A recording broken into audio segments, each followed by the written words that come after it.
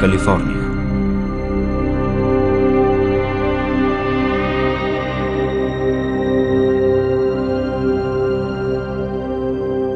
През 1993 година професор Филип Джонсън от университета Бъркли в Калифорния кани група от учени и философи в един малък крайбрежен град по централното крайбрежие на Калифорния. Те идват от реномирани академични центрове, между които Кембридж, Мюнхен и Чикагския университет, за да поставят под въпрос една идея, която е доминираща в науката в продължение на 150 години. Аз мисля, че нашето събиране в Пахаро представляваше повратна точка за много от нас. Всеки имаше своите въпроси относно теорията за еволюцията, но когато се събрахме заедно, всеки от нас даде своя собствен принос. И изведнъж ние получихме един нов поглед по въпроса за живота, който не сме имали преди това в своите индивидуални убеждения. Трябва да призная, че това беше един градивен период от време в моя живот. Просто изглежда, че там аз осъзнах нещо, което беше много по-удовлетворяващо в интелектуално отношение, в сравнение с гледната точка, към която се придържах преди това. Като се връщам назад във времето към онзи момент, мисля, че той ме мотивира да преценя началната информация и това на къде ме води тя. Аз осъзнах, че това беше нещо повече от убежденията на един човек. Това беше началото на една общност от учени, които сега бяха готови да се изправят пред фундаменталната тайна за произхода на живота.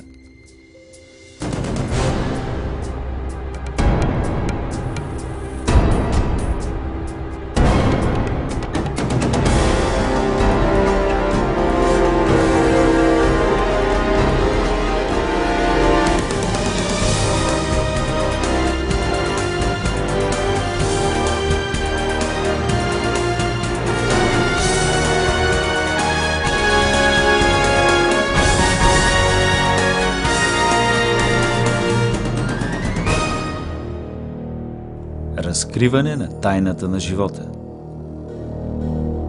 Понякога се чудя защо въобще говорим за други неща, защото това е възможно най-интересната тема, която съществува. Откъде идваме, как сме се озовали тук, каква е причината да започнем съществуването си. Човек поглежда към невероятното разнообразие и сложност на живота и тогава неизбежно се задава въпроса: как се е появило всичко това? Дали това са били случайността и необходимостта и естествените сили, които никой не насочва? Има ли нещо друго? Дали има някакъв замисъл, план, дизайн? Наличие на замисъл по причина на намесата на интелект? Мисля, че това е фундаменталният въпрос. Учените, които се събраха край дюните на Пахаро, се заеха да подложат на проучване тайната за произхода на живота, защото всеки един от тях е имал сериозни съмнения относно широко приетите идеи за еволюцията. Между тях е и биохимикът Майкъл Бихи, който поставя под въпрос това дали естествените процеси биха могли да създадат сложни структури, които откриваме в живите клетки. Дин Кениан е бил биолог-еволюционист, който повече не можел да приеме обяснението, че единствено химията може да бъде причина за произхода на живота на Земята. И Стивен Майер, Пол Нелсън и Уилям Демски търсили някакъв нов подход към въпроса, такъв, който би могъл да обясни произхода на генетичната информация, кодирана в живите организми.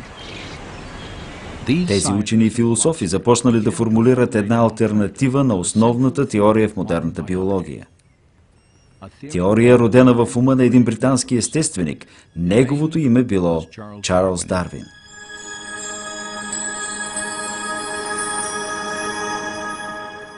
През 1831 година Дарвин, тогава на 22 години, заминава на 5-годишна изследователска експедиция, обикаляйки Британската империя.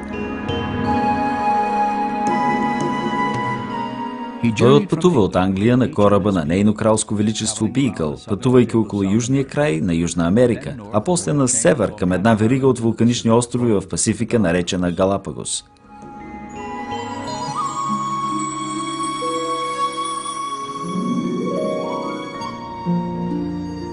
На този отдалечен архипелаг на 600 мили от западния бряг на Еквадор, Чарлз Дарвин открива една ниша, обитавана от необикновени птици, влечуги, млекопитаещи, подобни на които той не бил виждал преди това.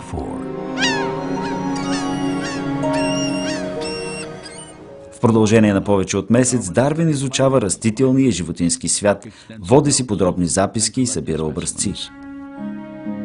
После той си тръгва и никога повече не се връща.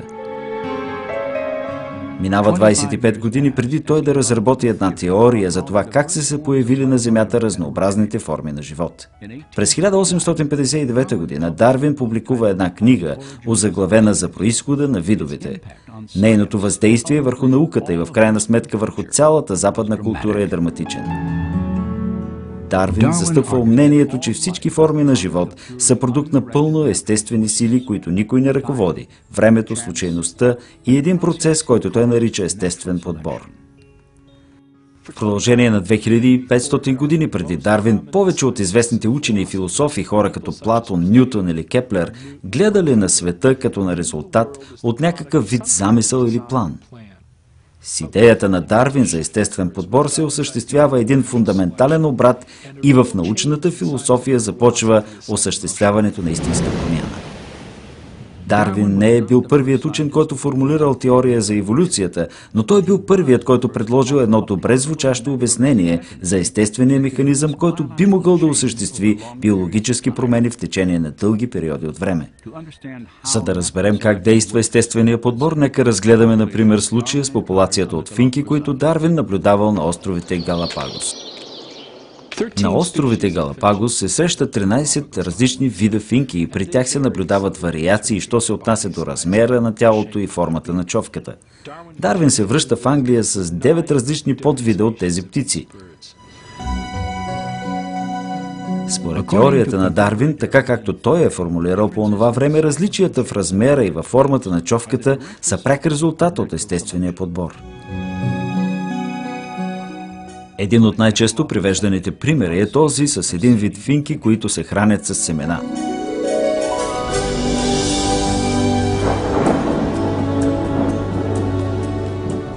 След сезона на продължителни и обилни валежи, малките и меки семена са в изобилие на островите. Птиците с къси човки може ли лесно да се набавят храна? По време на периодите на суша обаче, единствените семена, които са на разположение, се намират вътре в изсъхналите и твърди шушулки, които са останали на земята от предната година. При тези обстоятелства само птици с по-дълги и остри човки могат да разчупят шушулките и да изядат семената. Птиците с по-дълги човки оцеляват, защото за тях е достъпен източника на храна, докато за другите птици това е невъзможно. Тази по-дълга човка в случая представлява това, което днес биолозите наричат функционално предимство. Финките с по-къси човки за нещастие измират от глад, защото за тях източника за храна не е достъпен. Ако сушата продължи, това води до там, че заобикалящата среда предизвиква промяна на един от белезите в популацията от финки като цяло. С течение на времето дългите човки се предават като белег в следващите поколения, защото този вид човка помагат на птиците да оцелеят. Идеята за естествения подбор била много мощна. Вариациите в физическите белези, които се оказвали предимство, ще се унаследят от следващите поколения. През този процес популациите ще се променят и с течението на времето ще възникнат други, фундаментално различни организми, без каквато и да била форма на интелигентна намеса. Дарвин се стремял да обясни всичко в историята на живота със средствата на непланирани и лишени от интелигентна намеса естествени процеси. И когато потърсил обяснение, той открил, че процесът, който можел да бъде наблюдаван в популациите от домашни животни, се осъществявал и в дивата природа. Самият Дарвин бил много добре запознат с кръстосването на домашни животни. Той е изучавал кръстосването на гълъбите и вече знаел, че в течение на векове хората били в състояние да наблюдават драматични промени в популациите чрез подбора само на определени индивиди за размножаване. Дарвин просто предположил, че същия този процес се осъществява и в дивата природа. За Чарлз Дарвин естественият подбор обяснявал наличието на дизайн без необходимостта от дизайнер. Повече не било нужно да се приема някаква интелигентна причина за сложното устройство на живите организми. На практика сякаш естественият подбор изместил идеята за дизайнер. Днес дарвинизмът като цяло е приет в науката и академичните среди. Въпреки широкото и приемане, днес нарастващ брой учени и специалисти, включително и тези, които се срещат край Пахаро, поставят под въпрос някои ключови аспекти на Дарвиновата теория. Когато се събрахме в Пахаро, ние със сигурност не бяхме в пълно единство по всички въпроси, но всички споделяхме едно реално неудовлетворение по отношение на механизма на естествения подбор и ролята, която му се отрежда при изясняването на въпросите, свързани с биологията. Естественият подбор е реално протичащ процес и той е добро обяснение за ограничен брой вариации и малки промени. Той обаче не се справя добре там, където Дарвин си е мислил, че ще може, а именно при обясняване на съществуващата сложност на живите организми. Едно нещо е човката на финката и съвсем друго самата финка. От една страна малката промяна в структурата на човката срещу произхода на самия организъм на птицата. Това са два въпроса от съвсем различен мащаб. Това са два съвсем различни проблема. Важният проблем за биологията е да разбере къде естественият подбор действа и къде не, и защо има разлика.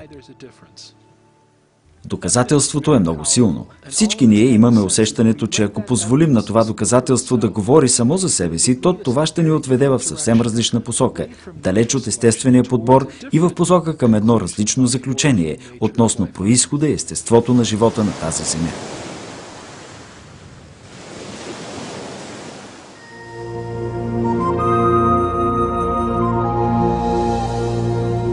Естественият подбор действа само като се възползва от минимални и последователни вариации. Той никога не би могъл да направи голям и неочакван скок напред, но трябва да напредва чрез кратки и сигурни, макар и бавни стъпки.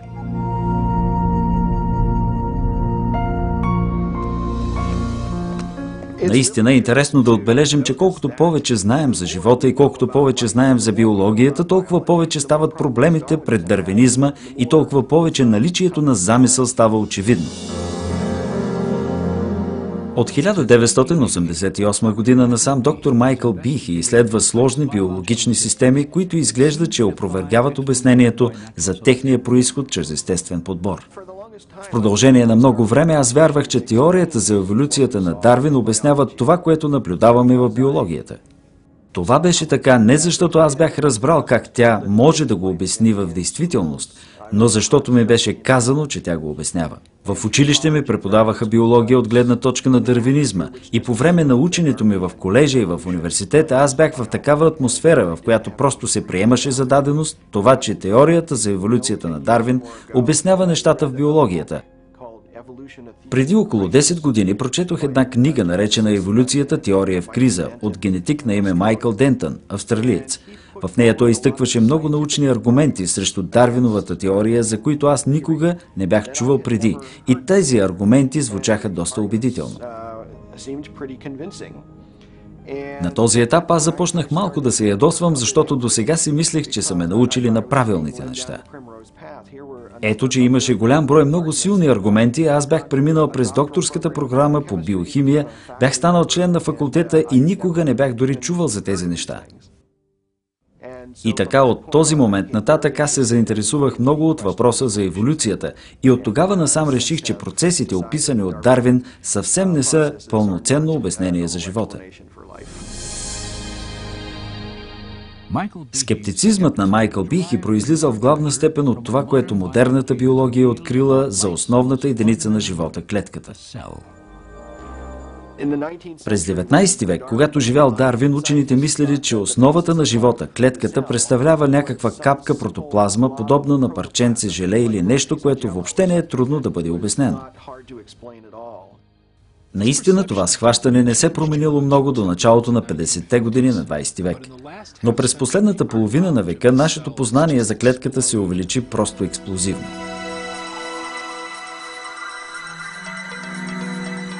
Днес с помощта на съвременните технологии наблюдаваме сложно устроените светове под микроскопите.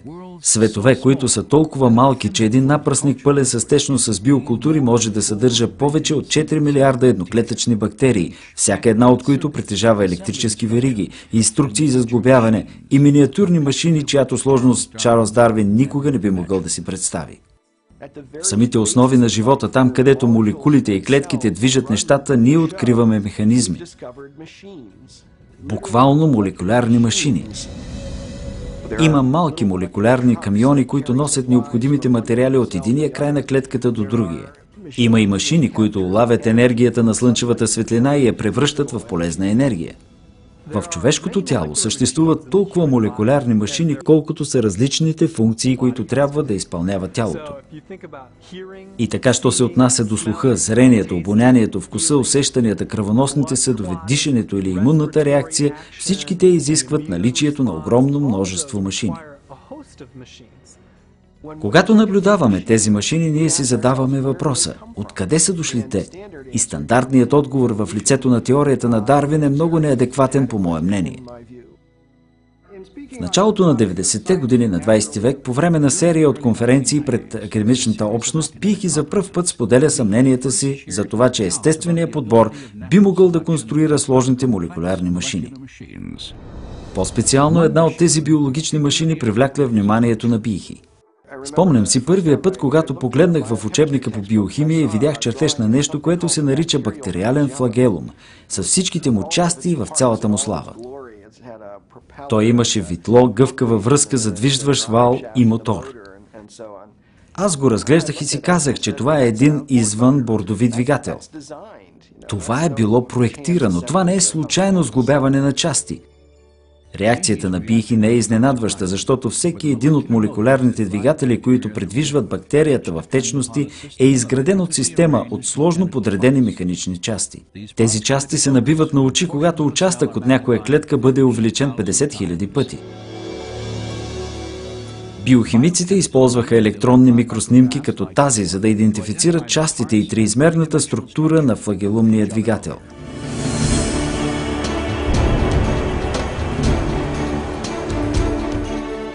В хода на изследванията са установени удивителни инженерни постижения в миниатюра. Хауърд Бърк от Харвард ги нарече най-ефективната машина в Вселената. Някои от тези машини работят при 100 000 оборота в минута и са свързани с приемник на сигнали или сензорен механизъм, така че да получават информация от заобикалящата ги среда. И макар че се въртят толкова бързо, те могат да спрат за миг. В рамките само на четвърт оборот могат да спрат, да сменят посоката и да започнат да се въртят с 100 000 оборота в минута в другата посока. Точно както извън бордовите двигатели на моторните лодки, той има голям брой съставни части, които са необходими, за да може да функционира двигателя. Бактериалният флагелум има две предавки за движение, напред и назад, протонна двигателна сила и водно охлаждане. Той има статор, има ротор, има гъвкава връзка, има задвижващ вал, има витло. Всички те функционират точно както съответните им части в една машина. Ние не им присвояваме тези имена само заради удобството, а защото това са наистина техните функции. От неговото откриване до сега, учените се опитват да разберат как е било възможно един двигател да възникне по пътя на естествения подбор. До сега те не са успели да предложат каквото и да било подробно обяснение, издържано в духа на дарвинизма. За да видим защо, трябва да разберем една характеристика на молекулярните машини, описана с термина нередуцируемост. Този термин е бил въведен от Майк Бихи при описанието на тези молекулярни машини. В основни линии той означава, че имаме многокомпонентни части във всеки органел или система в клетката, всяка от които е необходима за функционирането й. Това ще рече, че ако премахнете една част, се губи функцията на тази система. Концепцията за термина нередуцируемост може да бъде илюстрирана чрез една позната небиологична машина – капан за мишки. Капанът се състои от 5 основни части – кука, на която се закача примамката, силна пружина, тънък профил наречен чук, прикрепещ механизъм, за да задържа чука, и платформа, върху която се монтира цялата система. Ако която и да било от тези части липсва или е дефектна, механизмът няма да работи. Всички части на тази неподлежаща на редуциране система трябва да са едновременно на мястото си, за да може машината да осъществява функцията си – хващането на мишки. Идеята за нередуцируемост е приложима също и към биологическите машини, включително и към бактериалния флагелум.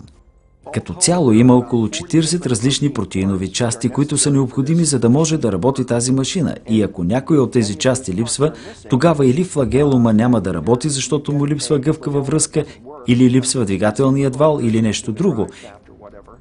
Или той дори няма да бъде изграден вътре в клетката. От гледна точка на еволюционизма трябва да може да се обясни как бихте могли да изградите тази система постепенно, при положение, че тя не може да осъществява функцията си преди да са налице всички нейни части.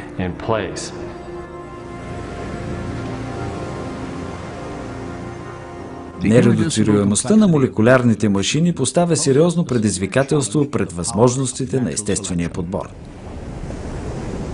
Според теорията на Дарвин, дори много сложни биологически органи, като окото, ухото или сърцето, могат да бъдат изградени постепенно с течение на времето на малки и незначителни стъпки. И все пак, както и самия Дарвин ясно твърди, естественият подбор може да успее единствено, ако тези случайни генетични промени осигуряват някакво предимство на еволюиращия организъм в неговата борба за оцеляване. Както се опитах да покажа, не е необходимо да приемем, че промените са се осъществили едновременно, ако те са били изключително малки и постепенни. Естественият подбор подлага на проверка и най-малките промени, отхвърляйки тези, които са лоши, и запазвайки и добавяйки всички, които са добри.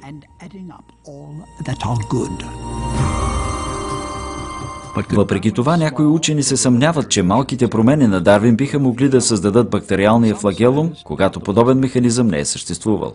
Как би могло нещо като бактериалния флагеларен двигател и всички части, от които той се състои, как би могло той да се развие в една популация от бактерии, които не притежават такава система? Като се има предвид, че всяка промяна според теорията на Дарвин трябва да осигурява някакво предимство. Представете си следния сценарий в ранната история на Земята. Една бактерия в процес на еволюция някак си развива опашка и дори вероятно частите необходими, за да прикрепи тази опашка към стените на клетката. Въпреки това, без напълно сглобения мотор, това нововъведение не би представлявало предимство за тази клетка. Напротив, тази опашка би лежала неподвижна и неизползваема и по този начин невидима за естествения подбор, който по дефиниция може да бъде благосклонен само към промени, които подобряват оцеляването. Логиката, която стои в основата на идеята за естествения подбор, е изключително строга. Ако флагеларният механизъм не е напълно сглобен и не работи на практика, естественият подбор не би могъл да го запази. Не би могъл да бъде предаден на следващото поколение. Това, което е важно да разбираме за естествения подбор, е, че той избира само когато е налице нещо, което предоставя функционално предимство. В повечето случаи естественият подбор на практика води до елиминиране на неща, които нямат функция или имат функция, която е вредна за организма. Ако е налице бактерия с опашка, която не функционира, както при флагелума, то по всяка вероятност естественият подбор ще я елиминира. Естественият начин да бъде избран един флагелум е само ако вече разполагаме с флагелум, който работи пълноценно. И така, естественият подбор не може да произведе бактериалния флагелум. Той може да въздейства само след като флагелумът бъде налице и то в действие. През 1996 година Майкъл Бихи издава книга, която е озаглавена "Черната кутия на Дарвин". В нея той застъпва позицията, че естественият подбор, който Дарвин разглежда като заместител на Създателя, не може да бъде обяснение за съществуването на бактериалния флагелум или на която и да било друга неподлежаща на редуциране биологическа система. Бихи стига до заключението, че нередуцируемостта на тези системи сочи към намесата на интелект.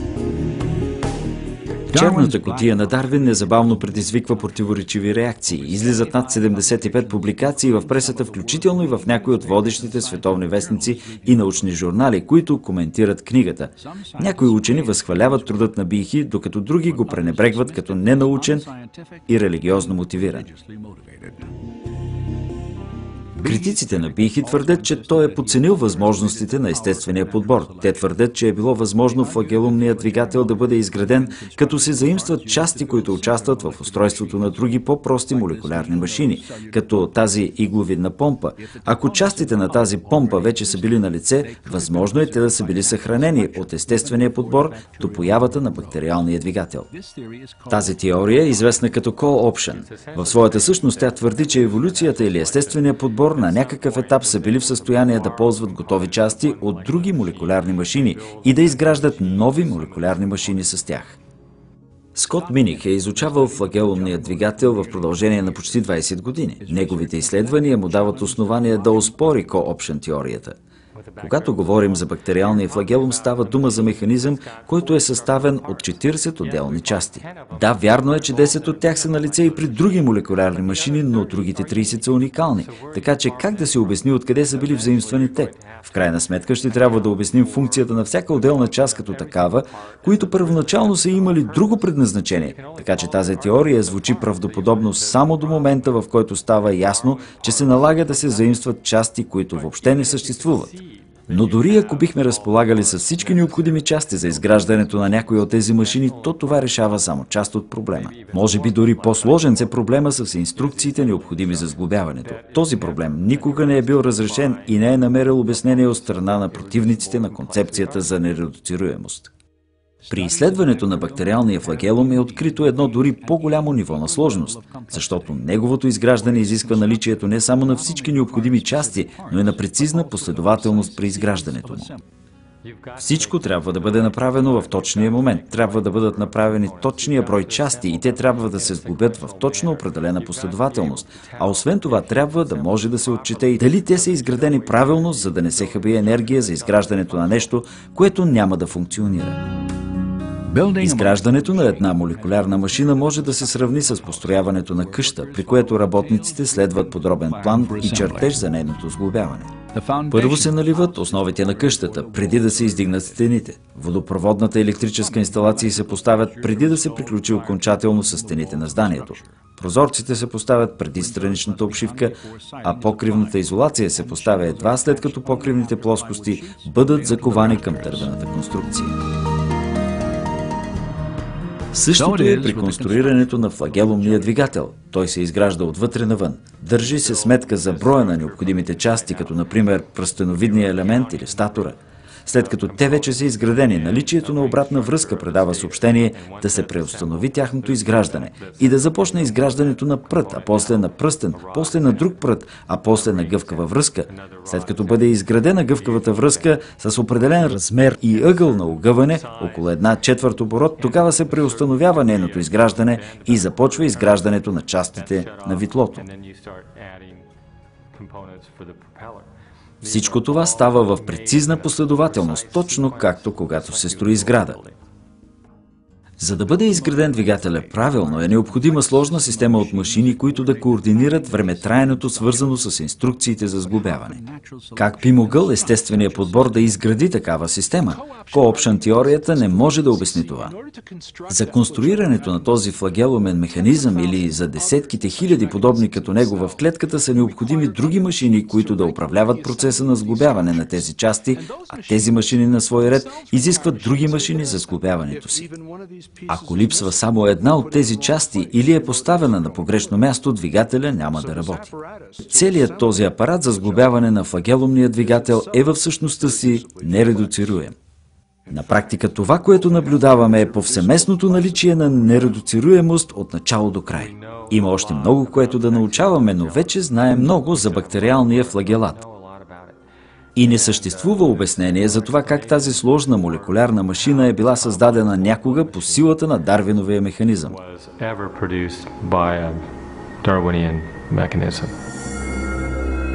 Преди 150 години учените не са знаели за нередуцируемостта на сложните молекулярни машини.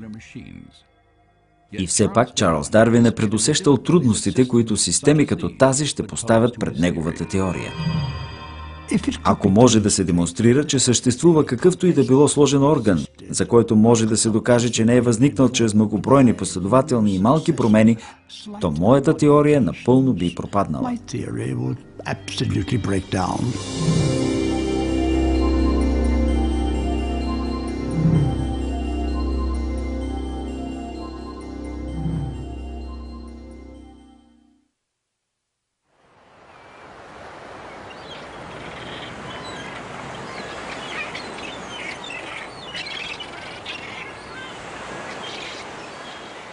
В биологията съществуват само два наистина големи въпроса. Как се появяват новите форми на живот с нови органи, като крила и очи, от живот, който вече е съществувал? И вторият, как въобще е възникнал животът на Земята в самото начало? Днес, разбира се, знаем, че Дарвин е прекарал по-голяма част от времето си, опитвайки се да намери отговор на първия от тези въпроси.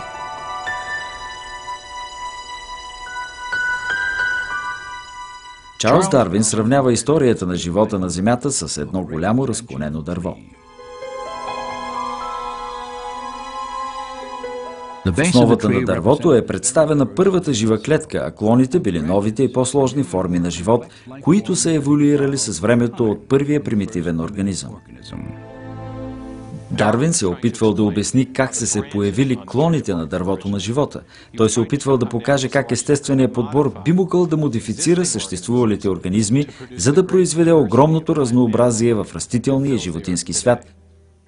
Но когато става дума за самата основа на дървото, което представлява произхода на първия живот, първата жива клетка, Дарвин не казва почти нищо. На практика, в произход на видовете, той дори не се спира на въпроса за това как би могъл да възникне живота от неживата материя. Малкото и единственото, с което разполагаме за мнението на Дарвин по този въпрос, откриваме в едно писмо, което той написва до свой колега на име Джозеф Хукър.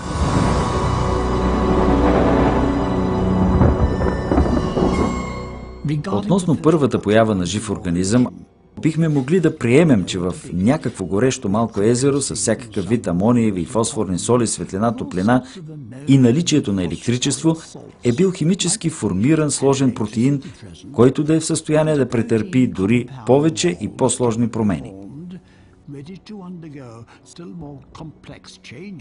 В настоящето подобна материя би била унищожена незабавно. Това може да не е било така преди да се появят живите същества. През последните години от живота си Дарвин не е направил почти нищо, за да доразвие своята идея за това как една примитивна клетка би могла да се формира от прости химикали в първичните води някъде в ранната история на Земята. Но по-късно, през 20-те и 30-те години на 20 век, един руски учен на име Александър Опарин формулира подобна теория, наречена химическа еволюция. Опарин смятал, че ще може да обясни появата на първия живот, използвайки Дарвиновите принципи. Той имал предвид, че прости химикали се комбинирали и рекомбинирали, за да оформят по-големи молекули. После тези по-големи молекули се организирали с помощта на случайни вариации и естествения подбор в първата примитивна жива клетка. През следващите 3 десетилетия много учени работили над това да доразвият и изчистят тази идея, докато размишлявали над въпросите, повдигнати от Дарвин и Опарин. Как би могъл живота да еволюира от простите химикали? Един човек си мислял, че знае как. Биологичният произход в продължение на много дълго време, бих казал аз, представляваше за мен наистина огромен интерес, поради мащабите на проблема, поради неговата важност. Откъде идваме ние? Какво правим тук? Всички въпроси от този тип, разгледани от гледна точка на естествената наука. Дин Кениан бил един от водещите теоретици, еволюционисти в областта на химическата еволюция и подобно на другите в тази област, той се опитвал да обясни как животът на Земята е започнал чрез изцяло естествен процес. През 1969 година Кениан става съавтор на една важна книга по въпроса за произхода на живота. Гари Стейнман и аз бяхме много ентусиазирани и си мислехме, че ако бихме могли да обобщим цялото количество емпирични данни, които са се натрупали за времето, до средата и края на 60-те години в един общ аргумент, то ще можем да обясним произхода на основните елементи, които изграждат живота. Въпреки оптимизма си, Кениан се сблъсква с сериозен проблем. За да може да обясни как е започнал живота, той първо трябвало да обясни какъв е произхода на основните градивни елементи, от които е изградена всяка клетка на Земята. Големите и сложни молекули, наречени протеини. Протеините имат широк спектър от функции, които изпълняват в клетката.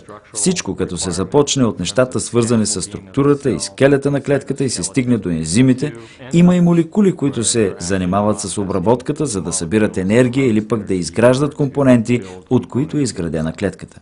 Протеините извършват почти цялата работа вътре в клетката, освен съхраняването на генетичната информация, което е оставено за ДНК и РНК. Всички рутинни операции, почистването на клетката, създаването на енергия, всичко това се върши от протеините.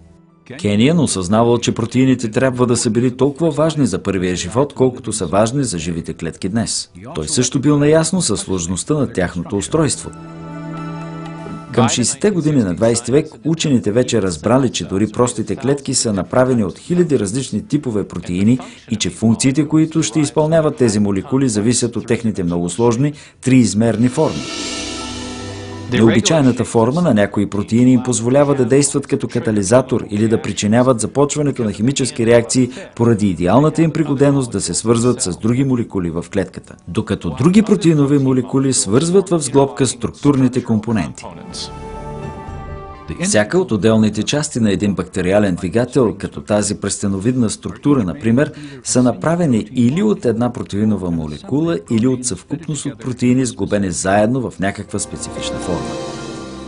На свой ред тези протеини са направени от по-малки химически единици, наречени аминокиселини, които са свързани помежду си в дълги вериги. Съществува едно изключително високо ниво на сложност на архитектурата в тези клетъчни единици, в аминокиселините, които формират протеините. В природата съществуват 20 различни типа аминокиселини, които са необходими за изграждането на вериги от протеини. Биолозите ги сравняват с 26-те букви от английската азбука. Буквите от азбуката могат да бъдат разположени в огромен наброй възможни комбинации. От последователността при подредбата на буквите зависи дали ще се получат смислени думи и изречения. Ако буквите са подредени правилно, ще се получи текст с някакво значение, но ако те не са подредени по правилен начин, тогава се получава безсмислица. Същият принцип важи и за аминокиселините и протеините. Съществуват поне 30 000 различни типа протеини, всеки от които е съставен от същите 20 аминокиселини. Те са подредени като буквите да образуват вериги, които често са с дължина стотици единици. Ако аминокиселините са подредени в правилната последователност, тогава веригата ще се нагъне по начин, който води до появата на протеин с някакви определени функции. Протеините и аминокиселините, от които те са изградени, са подредени по такъв начин, че аминокиселините се сглобяват една с друга, образувайки структура, чиято форма е предварително зададена чрез последователността на аминокиселините.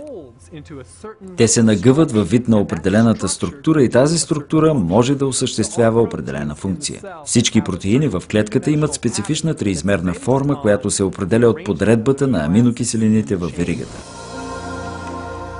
Тази последователност е от решаващо значение, защото ако аминокиселините не са подредени по правилен начин, ще се формира безполезна верига и вместо тя да се нагъне и да образува някакъв протеин, ще бъде унищожена в клетката. Протеините, подобно на различните езици или компютърни кодове, са изключително специфични. Функцията на цялото зависи от прецизната подредба на отделните части. Но каква е тогава причината за прецизната последователна подредба на аминокиселините, която води до оформянето на специфични форми и функции при протеините? Откритията относно структурата на протеините през 50-те и 60-те години на 20 век принудиха биолозите да потърсят отговор на тази загадка. Дин Кениан вярвал, че той може да я разреши. В своята книга «Биохимическо предопределение» Кениан и неговия съавтор Гари Стейнман предлагат една интригуваща теория. Кениан писал: възможно е животът да е бил химически предопределен поради съществуващите свойства на взаимно привличане между химическите части и по-специално между аминокиселините в протеините. По времето, когато възникна идеята за биохимическото предопределение, аз и моят съавтор бяхме напълно убедени, че разполагаме с научно обяснение за произхода на живота. Кениан предлага идеята за това, че самите химически свойства на аминокиселините ги карат да се привличат една към друга, оформяйки дългите вериги, които са станали и първите протеини, най-важните компоненти в живата клетка. Това би означавало, че животът е бил предопределен не от нещо друго, но от химията. Много от учените прегръщат идеите на Кениан и в продължение на следващите 20 години биохимическо предопределение се превръща в най-продаваната книга по въпросите с теорията на химическата еволюция. И все пак, 5 години след публикуването на книгата му, Кениан постепенно започнал да се съмнява в правдоподобността на собствената си теория. По времето на този период от живота ми, моите съмнения относно някои определени аспекти, отстоявани от лагера на еволюционистите, станаха сериозни, когато ми бе представен силен контраргумент от страна на един от моите студенти. Аз не можах да опровергая този контраргумент. Кениан бил предизвикал да обясни как първите протеини са могли да се оформят без помощта на генетични инструкции.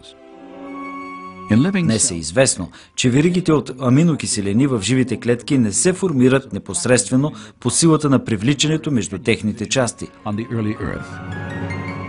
Вместо това, друга голяма молекула вътре в клетката съхранява инструкциите за последователното подреждане на аминокиселините в протеините. Тя се нарича ДНК.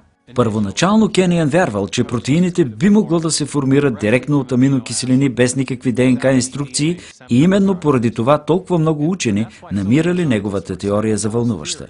Но колкото повече той и другите научавали за свойствата на аминокиселините и протеините, толкова повече той започнал да се съмнява, че протеините биха могли да се формират сами без ДНК. В лицето на ДНК Кениан се сблъскал с една молекула, чието свойства той не можел да обясни чрез естествените процеси. Защото в нейната двойна спираловидна структура се съхранява на сигурно място огромно количество информация във вида на прецизно последователно подредени химикали, които учените представят с буквите А, С, Т и Г. При един писмен език информацията се предава чрез прецизна подредба на буквите. По същия начин, инструкциите, необходими за сглобяването на аминокиселините в протеините, се предават чрез последователността от химикали, подредени по дължината на спиралата на ДНК. Този химически код е наречен език на живота и той представлява най-компактната и богата на данни информационна единица, която съществува в познатата ни Вселена.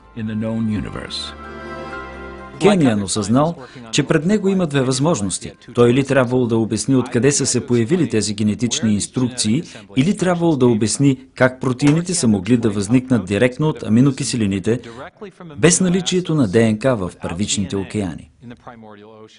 Накрая той осъзнал, че не е в състояние да направи нито едното, нито другото.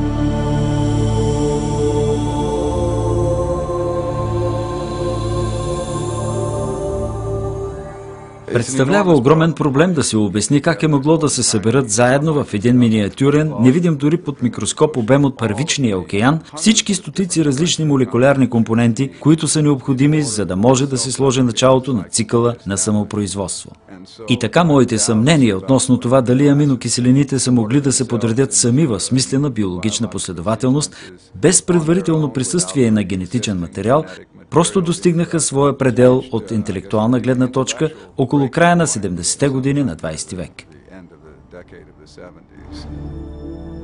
Докато Кениан подлагал на преоценка своята теория, нови открития в областта на биохимията още повече отслабили неговото убеждение, че аминокиселините са могли да се подредят сами и да оформят протеини. Колкото повече напредвах в собствените си научни изследвания, включително и период от време в изследователския център на НАСА, толкова повече ставаше очевидно, че са налице множество трудности с теорията на химическата еволюция. По-нататъчните експериментални изследвания показаха, че аминокиселините не притежават способността да се подреждат сами в каквато и да било биологически смислена последователност. Изправен пред увеличаващите се трудности пред собствената му теория и увеличаващото се количество научни данни, подчертаващи важността на ДНК, Кениан бил принуден да приеме абсолютната необходимост от наличие на генетична информация. Колкото повече мислех за алтернативата, която ми бяха предложили опонентите, и за извънредните проблеми, на които никой от всички нас, работещи в тази област, нямаше решение, проблема за произхода на самата генетична информация, тогава аз наистина трябваше да преоценя цялата си позиция по въпроса за произхода. За Тин Кениан един нов въпрос става централен в неговото търсене на истината за произхода на живота. Какъв е бил източникът на биологическата информация в ДНК? Ако някой би могъл да разбере какъв е произходът на посланията, кодираните послания в живите механизми, тогава това би било далеч по-удовлетворяващо в интелектуално отношение в сравнение с тази теория за химическата еволюция.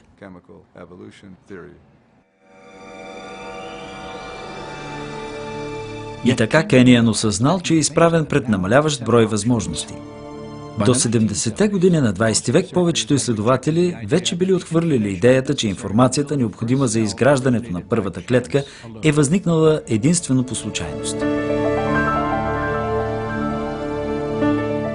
За да разберем защо, нека преценим трудността на това да генерираме дори само един ред от пиесата на Шекспир Хамлет, като пускаме разбъркани букви върху маса.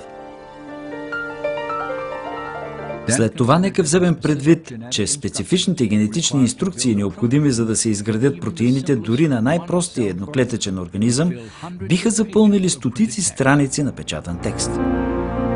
Сериозните биолози, които се занимавали с въпроса за произхода на живота, не вярвали, че той е възникнал по силата на чиста случайност. Вместо това те лансирали теорията, че естественият подбор е произвел първият живот. Но в това обяснение има проблем. По определение, естественият подбор не би могъл да действа преди да съществува първата жива клетка. Защото той може да въздейства само на организми, които са в състояние да се размножават. Клетки, които са снабдени с ДНК и могат да предават техните генетични промени на бъдещите поколения.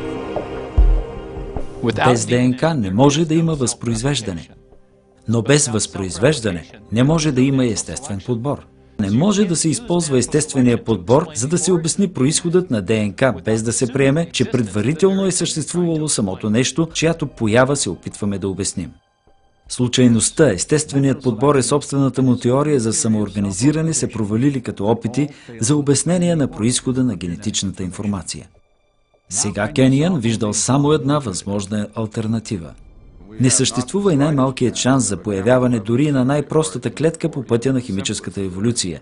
И така идеята за това, че животът е произлязал чрез намесата на интелект, беше изключително привлекателна за мен и беше много по-смислена, тъй като тя се вписваше много добре в многобройните открития в областта на молекулярната биология. В течение на годините, след като Кениан отхвърля идеята за химическата еволюция, науката е открила подробностите за една цяла система за обработка на информация, която носи белезите на интелигентна намеса.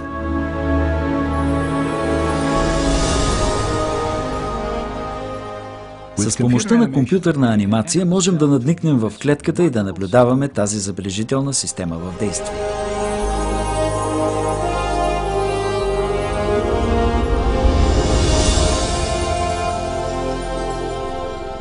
След като навлезем в сърцето на клетката, виждаме надлежно нагънатите вериги на ДНК, които представляват складовете за инструкциите, необходими за изграждането на всеки протеин в даден организъм.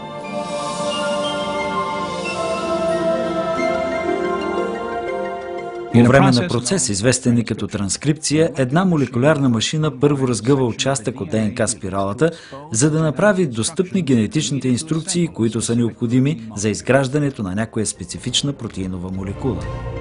После друга машина копира тази инструкция, за да оформи една молекула, известна ни като транспортна РНК.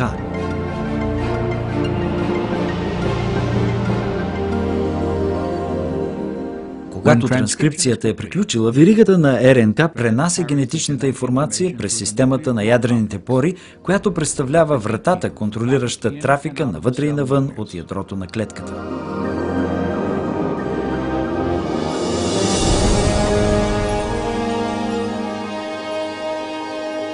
Веригата на транспортната РНК бива насочена към една молекулярна фабрика, състояща се от две части, която се нарича рибозом.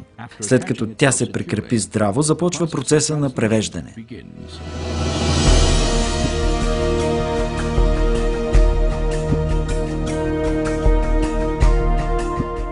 Вътре в рибозома има молекулярна асемблираща линия, която изгражда верига от аминокиселини. Тези аминокиселини се транспортират до тук от други части на клетката и после биват свързани една с друга във вериги, които често са дълги стотици единици. Последователността, в която са подредени, определя типа на протеина, който се произвежда.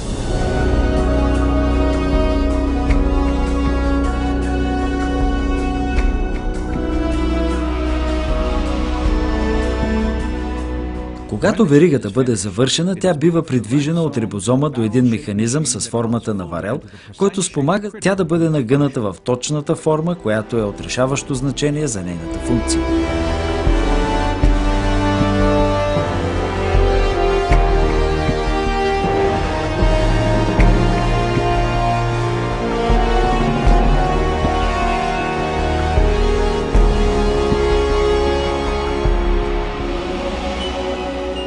След като веригата бъде нагъната във вид на протеин, тя бива освободена и насочена от друга молекулярна машина към точното място, където тя е необходима.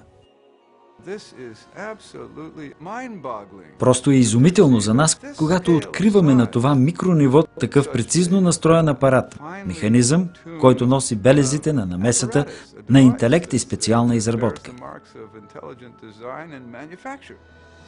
Имаме и подробностите за едно изключително сложно устроено молекулярно измерение, където се обработва генетичната информация.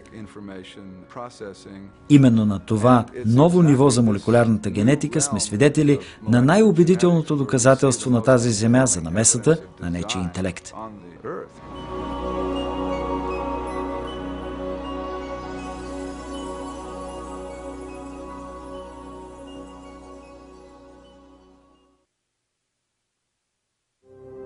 Биолозите трябва постоянно да се напомнят, че това, което виждат, не е било проектирано, но е еволюирало. Франсис Крик.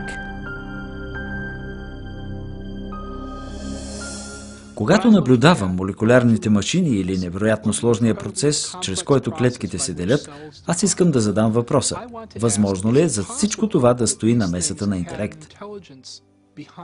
Има ли някакъв план или цел в тези структури? Науката трябва да представлява търсене на истината за света. Не трябва да имаме предубеждение за това каква може да е тя. Не бива да заявяваме: не харесвам това обяснение, за това ще го отхвърля. По-скоро, когато бъдем изправени пред някаква загадка, трябва да се опитаме да намерим всички възможни обяснения за нея.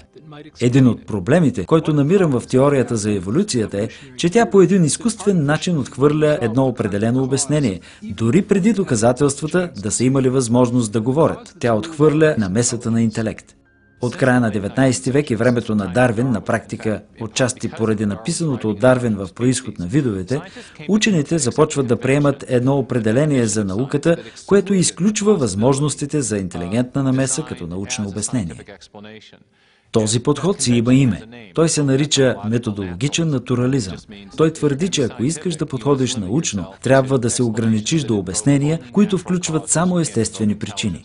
Не може да се приема намесата на интелект като причина. Въпреки това, интересното е, че това е част от нормалния начин на мислене – да разпознаваме намесата на интелект.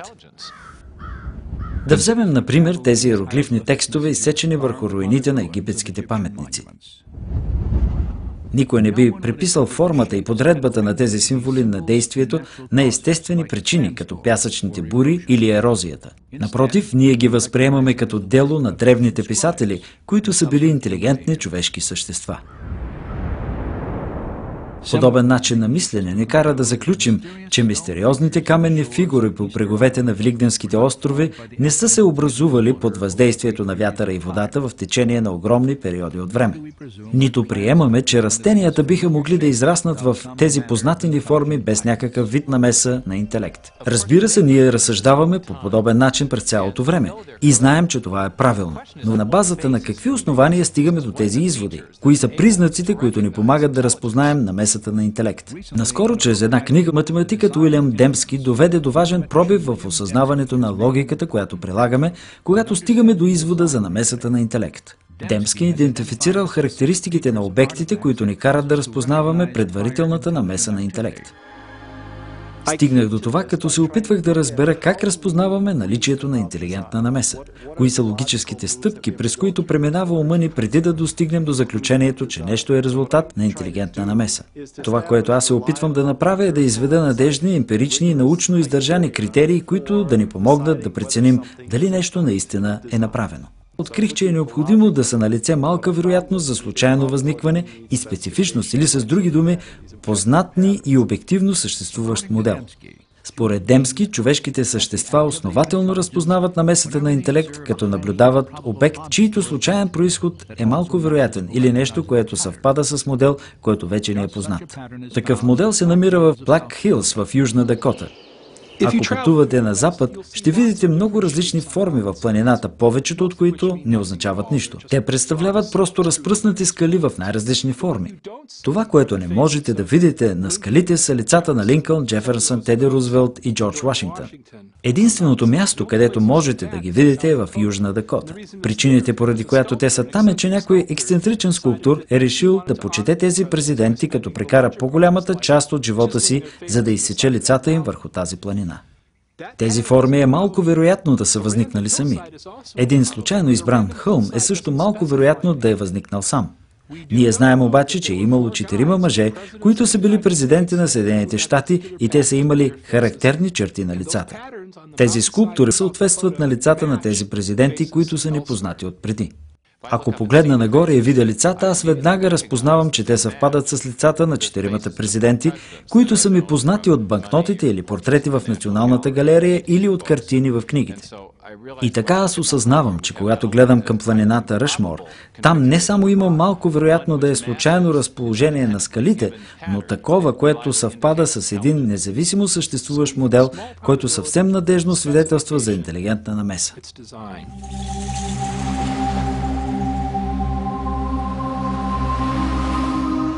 Друг обект с малка вероятност да е възникнал сам, който е изписан на пясъка, ще илюстрира начина, по който ние разпознаваме намесата на интелект. Никой не би предположил, че това послание е било написано под действието на прибоя.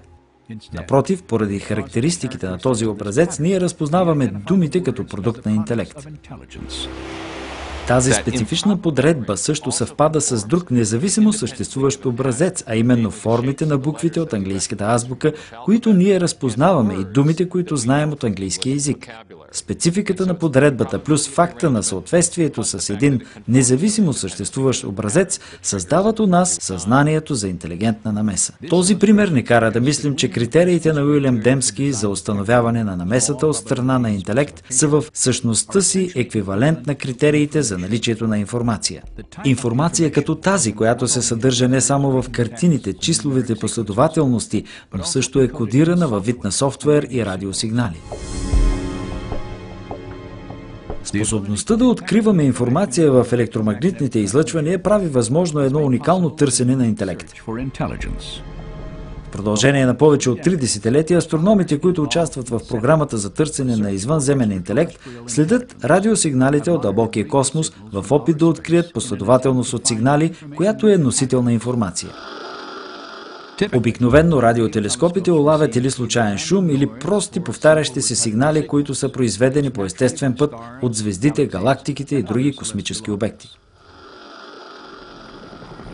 Но астрономите признават, че ако някога биха могли да уловят сигнал, който е носител на информация, това би потвърдило съществуването на интелект отвъд нашата Земя. Някои предлагат да вярваме, че извънземна цивилизация може да е опитала да комуникира с нас чрез излъчването на послание на универсалният език на математиката. Вероятно, чрез някакъв разпознаваем модел, като например последователност от числа. Това не може да възникне случайно, така че се нуждаем от сложност или малка вероятност за случайно възникване, много числа и също модел. Това трябва да е определен модел, не такъв, който ние да наложим, а модел, който съществува обективно. До днес изследванията не са успели да установят какъвто и да било модел или информация, които да доказват, че някъде в далечните галактики има интелект. Но в една друга вселена, която е много по-близо до нас, учените са открили огромно количество информация, която се съдържа в ядрото на живата клетка. ДНК има структура, която е идеална за съхраняване на информация. В основните елементи А, Т, С и Г на двойната спирала на ДНК има потенциал за съхраняване на огромно количество информация. На практика, в познатата ни Вселена не съществува обект, който да съхранява и предава повече и по-ефективно информация от молекулата на ДНК. Един пълен набор от човешка ДНК съдържа 3 милиарда отделни символа. Анализът на кодиращите области на ДНК молекулата показва, че нейните химически символи имат специфична подредба, която им позволява да предават информация, подобно на буквите в едно смислено изречение или на бинарните числа при компютърните кодове. Бил Гейтс казва, че ДНК е като компютърна програма, но много по-сложна от всяка друга, която ние сме в състояние да създадем. И ако се замислим, ще разберем, че казаното е доста многозначително. Всички ние знаем, че Бил Гейтс не разчита на вятъра и ерозията или генератори на случайни числа да създава софтуера си. Напротив, той наема интелигентни софтуерни инженери. И така, всичко, което знаем от личния си опит, ни навежда на мисълта, че богатите на информация системи възникват в резултат от намесата на интелект. Но как подхождаме към факта, че животът се основава на информация? Във всяка жива клетка и във всеки жив организъм. Това е най-голямата мистерия. Откъде произхожда тази информация? През последните 15 години философът и учен Стивън Майер е работил над отговора на този въпрос. Майер разработва едно доказателство, за да демонстрира това, че интелигентната намеса е най-доброто обяснение за произхода на информацията, необходима за изграждането на първата жива клетка. Част от нашето основно познание е, че интелигентни причинители могат да създадат богати на информация системи, така че тази теза се основава на това, което знаем за причинно-следствените връзки в нашето битие. По-настоящем знаем, че не съществува естествено обяснение или естествени причини, които да могат да създадат информация. Не е естественият подбор, не са процеси на самоорганизация, не е чистата случайност. Но ние знаем причината, която е в състояние да създаде информация, и това е интелектът. Когато стигнахме до заключението за намеса на интелект поради наличието на информация в ДНК, на практика правим това, което в историческата наука се нарича извод, който представлява най-доброто обяснение. И така, когато откриваме богата на информация система в клетката и по-специално в ДНК молекулата, то ние можем да заключим, че нечий интелект е играл роля за произхода на тази система, дори ако не сме били там и не сме наблюдавали как се появява тя. Трудът на Майер върху произхода на генетичната информация днес е част от утвърдила се научна позиция за наличието на намеса на интелект, която се заражда на едно събиране на учени и философи на Централното крайбрежие на Калифорния през 1993 година. Тяхната цел била да подложат на преоценка една идея, която е доминирала в биологията в продължение на едно столетие. Те дават началото на теория, която стана известна като дизайн чрез интелект. Тази теза е многообещаваща поради това, че тя ни дава нов инструмент и обяснение, което принадлежи към инструментариума на науката. Интелигентните причинители са нещо реално. Те оставят следи от своето съществуване. Здрава наука е науката, която се стреми към истината и позволява на доказателствата да говорят за себе си. Тезата за сътворение чрез намеса на интелект се основава на наблюдение на фактите. За мен това е определението за истинска наука. Тя представлява наблюдение на фактите. Свидетели сме на тези невероятни образци на взаимосвързани и сложно устроени обекти. Начинът, по който стигаме до заключението за намесата на интелект при създаването на бактериалния флагелум, е същият начин, по който стигаме до извода, че един извънбордови двигател е продукт на интелигентна намеса. Виждаме начина, по който се взаимодействат частите, така знаем, че някой го е направил. Логиката е същата, що се отнася до биологическите машини, така че идеята за интелигентен замисъл е напълно научна. Тя може и да даде отражение върху религиозните ни убеждения, но тя със сигурност не произхожда от тях. Когато преценявам доказателствата обективно, без да изключвам възможността за интелигентна намеса, идеята за интелигентна намеса просто изпъква като най-правдоподобно обяснение. И по тази причина аз вярвам, че тя е вярна. Аз смятам, че идеята за сътворението чрез намесата на интелект се завръща. Не можем да обясним тези системи чрез естествените закони и ако търсим истината, а системите са на практика направени, дори ако трябва да сме инженери по дизайна, за да ги разберем, то аз казвам, какъв е проблема? Знаете как би трябвало да бъде, движим се натам, на където ни водят данните. А изводите, да, те имат дълбоки метафизични следствия, но какво от това? И така идеята, че тази вселена е рационална и познаваема, носеща белезите на намеса от страна на върховен интелект, който е искал този свят да бъде познаваем, е много мощна. Тя е и в основата на науката, защото тогава светът може да бъде изследван и в него има смисъл. Ако всичко е само хаотично нахвърлено, тогава няма причина да очакваме някаква рационалност в света. Но ако наистина той е продукт на ум, тогава може да се тръгне напред и науката се превръща в онзи страхотен и чудесен проект за откриване на тайни, в хода на който можеш да очакваш да откриеш рационалност, красота и познаваемост в самите основи на нещата. Преди 150 години Чарлз Дарвин трансформира науката със своята теория за естествения подбор. Днес тази теория се сблъсква с сериозно предизвикателство. Тезата за намесата на интелект предизвиква интензивен дебат по въпроса за произхода на живота на Земята.